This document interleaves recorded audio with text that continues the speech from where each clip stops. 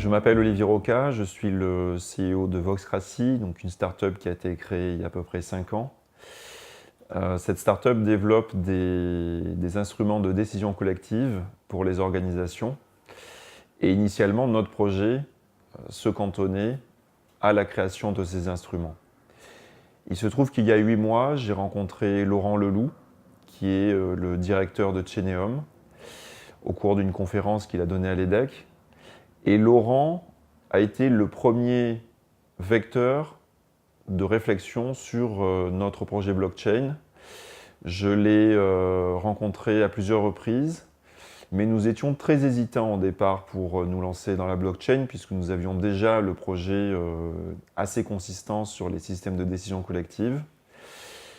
Et dans l'été 2017, à la montagne, un projet blockchain s'est véritablement constitué dans mon esprit et je ne pouvais plus véritablement refuser cette offre, cette demande qui nous était faite. Et c'est à partir de ce moment-là qu'est né Money by Design. Donc Money by Design est un projet particulier dans le monde des blockchains, puisqu'en fait son objectif premier est de revenir à l'essence pure de la blockchain, c'est-à-dire d'être véritablement à la racine de cette technologie et de délivrer les potentialités de cette technologie à ses utilisateurs.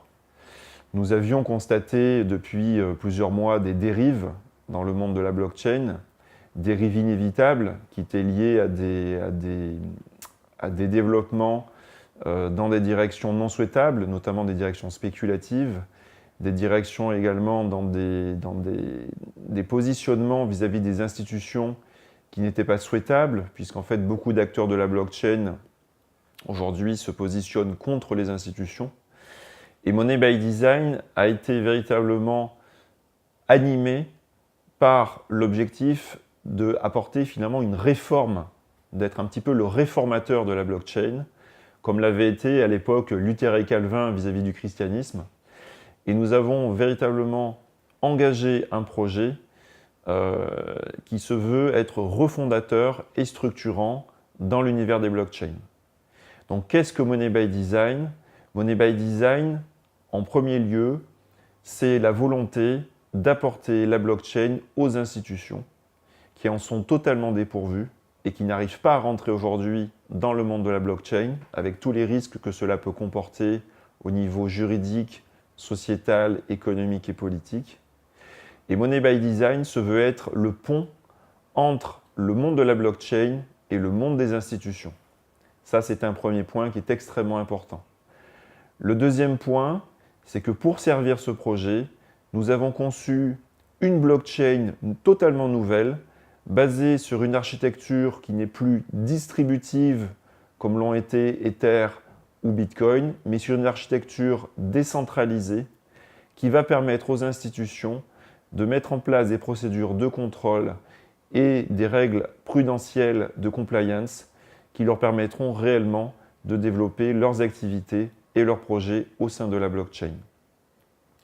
Le troisième point, c'est que pour servir ce projet, nous avons conçu un token qui est d'une certaine manière la première vraie monnaie intelligente de l'évolution de l'histoire de la blockchain, monnaie intelligente car fondée sur un ensemble de fonctionnalités qui vont être déployées dans le réseau, des fonctionnalités qui sont aujourd'hui introuvables dans les blockchains, notamment les 4 fonctionnalités de base de la monnaie, unité de compte, instrument de mesure, instrument d'échange et instrument de conservation de garantie des valeurs, qui sont en fait les fonctions classiques de la monnaie telles qu'elles avaient déjà été définies il y a très longtemps par un grand philosophe qui s'appelle Aristote.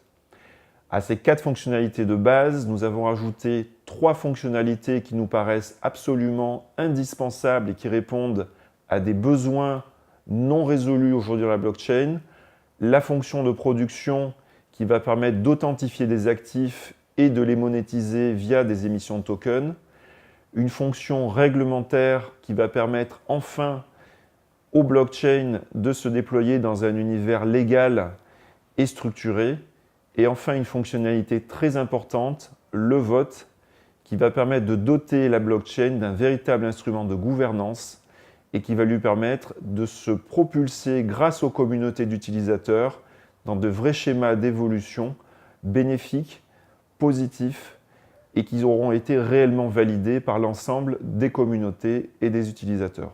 Dans la compréhension que nous avons aujourd'hui de la blockchain, qui servira de base à la réforme que nous avons engagée, il y a deux dimensions qui interagissent et qui sont extrêmement importantes. Il y a une dimension qui est technique et une dimension qui est philosophique.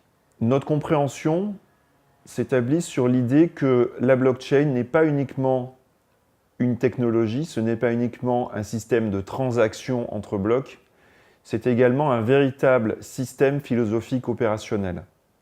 Et à ce titre, il y a eu énormément de discussions et de réflexions sur la teneur, le contenu et la finalité de cette philosophie. Un point nous a beaucoup intéressés, c'est l'étymologie du mot monnaie, qui est en fait subdivisé en deux termes, l'un qui est d'essence conceptuelle et, on va dire, d'essence plus métaphysique, c'est le terme credere, qui se décline aujourd'hui en trois vocables qui sont la croyance, la confiance et le crédit, puisqu'en fait credere sert de base à la notion de crédit. Et l'autre notion qui nous a beaucoup interpellés, c'est le monere, qui est beaucoup moins connu aujourd'hui et qui se décline étymologiquement autour de concepts extrêmement intéressants comme le monitoring, comme l'information, comme la capacité également d'anticipation des événements, sachant que Monere se rattache directement à Juno Monetas, qui est la gardienne et la fondatrice des monnaies à l'époque antique, et apporte énormément de sens et d'approches beaucoup plus structurales aux réflexions philosophiques sur la blockchain. Donc credere, monere. L'autre point important, c'est la capacité à transformer une philosophie en action. Et ça, c'est la blockchain qui nous permet véritablement de faire ça, au travers de protocoles et de programmes qui vont réellement cristalliser, qui vont fixer une réflexion par les fonctionnalités, par l'approche fonctionnelle, et qui vont surtout la mettre à disposition des gens d'une manière illimitée, d'une manière scalable, et d'une manière qui sera totalement orientée par le choix des utilisateurs et pas uniquement par la position des émetteurs. Car il y a aujourd'hui, au travers de la blockchain, un renversement qui s'opère sur les systèmes monétaires et financiers qui est extrêmement important. Les émetteurs qui ont totalement monopolisé pendant des siècles le pouvoir de création monétaire sont en train de perdre la main au profit des utilisateurs. Et notre blockchain se veut être véritablement un tournant et un basculement au sens où nous voulons réellement remettre aux utilisateurs les pouvoirs de création monétaire au sens plein au travers d'une monnaie qui sera dotée de pleines fonctionnalités et je dirais de fonctionnalités beaucoup plus avancées que ce que l'ont été jusqu'à présent l'ensemble des systèmes monétaires et notamment l'ensemble des systèmes monétaires étatiques. Donc, à travers ces fonctionnalités, Money by Design veut offrir à tous les utilisateurs l'intégralité des fonctionnalités monétaires auxquelles ils ont droit, auxquelles ils aspirent et qui leur permettront chacun à leur niveau de développer des tas de projets, qu'ils soient économiques, sociétaux, politiques, environnementaux, culturels, qui sont absolument indispensables aujourd'hui et qui ne trouvent aucun relais ni au niveau des banques, ni au niveau des aides d'État, ni au niveau des crowdfunding, ni au niveau des approches classiques basées sur la vente. Donc on est réellement dans un tournant et avec une technologie qui va rendre aux utilisateurs la monnaie. Money by Design se veut être un acteur principalement de smart tokenisation. Donc qu'est-ce que la smart tokenisation? C'est l'activité qui consiste à partir d'actifs matériels ou immatériels qui sont authentifiés par la blockchain, de permettre en fait de monétiser ces actifs, de les rendre plus liquides et surtout de favoriser leurs échanges et leurs mouvements dans les systèmes économiques grâce à la technologie de la blockchain. Cela signifie que la smart tokenisation, en réalité, n'est ni plus ni moins qu'un nouveau système de création monétaire complémentaire à celui des banques. Nouveau système de création monétaire qui n'est plus basé sur les dettes, puisque l'activité bancaire se fonde principalement sur la monétisation des dettes. La smart tokenisation va, elle, pour sa part, monétiser des actifs. Et une fois encore, ce sont les actifs authentifiés et validés par la blockchain. Ce principe de création monétaire se distingue également de celui des banques par un point crucial.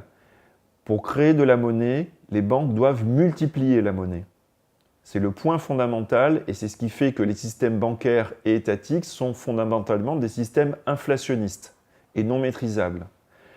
Pour créer de la monnaie dans la blockchain, il faut diviser la monnaie puisque la monnaie numérique se distingue des monnaies papier et des monnaies métalliques par une divisibilité qui est infinie. C'est le propre même de la blockchain que de travailler sur des monnaies qui sont divisibles à l'infini. Et cette divisibilité infinie, c'est le principe même de la création monétaire dans la blockchain.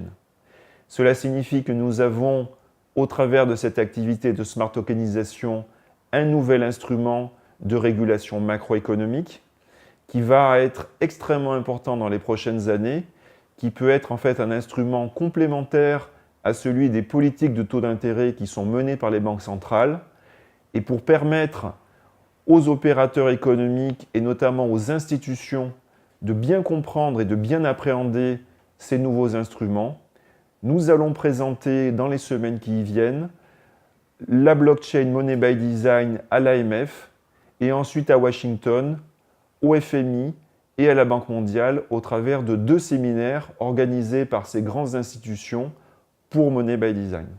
Donc nous sommes là aussi bien fidèles à notre positionnement de blockchain pour les institutions, porteurs de nouveaux instruments qui vont être, je l'espère, directement utilisés et appréhendés par les plus grandes institutions de la planète.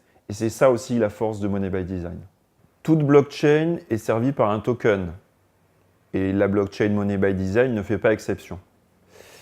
Il est très important de comprendre le token qui est notre émission pour comprendre ce qu'est Money by Design. Donc le token Money by Design s'appelle le GEO token, et il a des particularités également ce GEO. La première d'entre elles, c'est que c'est un token non spéculatif. Car l'un des constats que nous avons fait et qui est aujourd'hui très important, c'est que tant que les blockchains resteront dans le champ des exchanges spéculatifs, elles ne pourront pas être d'une part crédibles et d'autre part proposer des systèmes monétaires utilisables par les opérateurs économiques et par les institutions. Donc la première chose à faire si on veut réellement donner un avenir à la blockchain, c'est de casser complètement la spéculation qui se déroule d'une manière non maîtrisable sur les plateformes d'exchange pour proposer un token non spéculatif, non livré aux forces du marché irrationnel, non manipulable et réellement stable dans sa cotation. Pour arriver à cela, nous avons construit une formule mathématique fermée qui va servir de base à la cotation de ce token et qui va permettre à ce token de fonctionner comme une monnaie programmatique. Cette formule de cotation, elle est basée sur la loi de Metcalfe qui corrèle le cours du token au nombre d'utilisateurs du réseau. Ce qui est extrêmement logique et cohérent, car comment peut-on mesurer la valeur d'une monnaie sinon en mesurant le nombre d'utilisateurs et le nombre d'utilisations qui sont faites de cette monnaie? Et c'est ce que nous avons mis en place au travers de la loi de Metcalfe et au travers de cet algorithme de cotation. Cet algorithme va fonctionner sur une plateforme interne au réseau Money by Design pour qu'il puisse être appliqué scrupuleusement et à la lettre au travers de smart contracts qui seront en fait les intermédiaires d'échange sur tous les achats et toutes les ventes de GeoToken. Nous voulons avoir un seul smart contract qui va gérer l'ensemble des demandes et l'ensemble des offres de monnaie de la planète. Ce qui va permettre de rationaliser complètement l'accès, qui va permettre de diminuer le coût et qui va permettre aux acheteurs et aux vendeurs d'avoir une information parfaite sur les volumes d'échange de ce token à chaque instant. Autre point important et différenciant de Money by Design, nous allons publier chaque instant et en temps réel le nombre d'utilisateurs en adresse unique, le nombre de tokens émis et le cours qui en résulte et qui fera l'application mathématique littérale de la formule de Metcalfe, de telle manière à ce que chaque investisseur puisse à chaque instant évaluer la valeur réelle de l'actif Money by Design sans être, je dirais,